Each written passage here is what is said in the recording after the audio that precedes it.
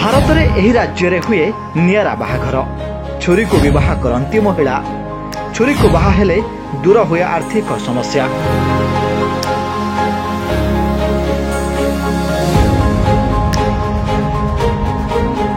विवाहर नियारा परंपरा। कौन सी पुरुष नुहे बरं छुरी को विवाह करंती महिला। आम भारत रे एपरि एक राज्य अछि जेउठारे पुरुष बदल रे छुरी को विवाह करंती महिला माने। आपण माने जानिछंती कोन रहिछि या पछरे कारण, केउठी रहिछि एपरि परंपरा। तेबे आसंतु जानिबा। हिमाचल प्रदेश रे रहिछि एही अनन्य प्रथा एवं परंपरा।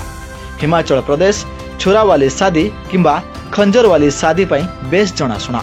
एही प्रथारे बर व्यक्तिगत भावरे कन्या घरे विवाह रे जोग दियंती नाही, बरं तांको छुरी तांको उपस्थिति को सूचाइबा सह छुरी ही विवाह रीतिनीति एवं शोभायात्रा रे अंशग्रहण करे। कुल्लू, किन्नौर एवं शिमला भली स्थान रे छुरी को बरर प्रतीक भावरे विवेचना करा जाए। केवल एतिकी नुहे, 5 ରୁ 11 जन लोक कन्या घर को जाई समस्त रीतिनीति करती। बरर बड़ भाई किंबा निकट संपर्कीय छुरी बहन करती, जहा बरर उपस्थितिर प्रतीक होइथाय।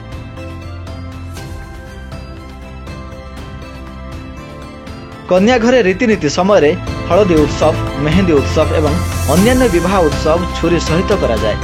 कन्या घरे रीतिनीति समाप्त करिबा परे तांको सेही छुरी सहित बर घर को निया जाइथाय।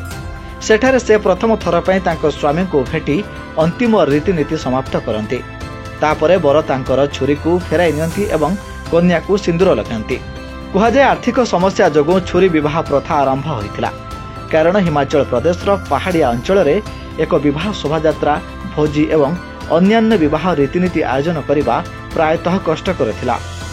तेणु बर बदल रे एक छुरी पठाई परिवार विवाहर पवित्रता को सम्मान दियंती एवं कन्या परिवार उपरे बोझ को कम करिथांती।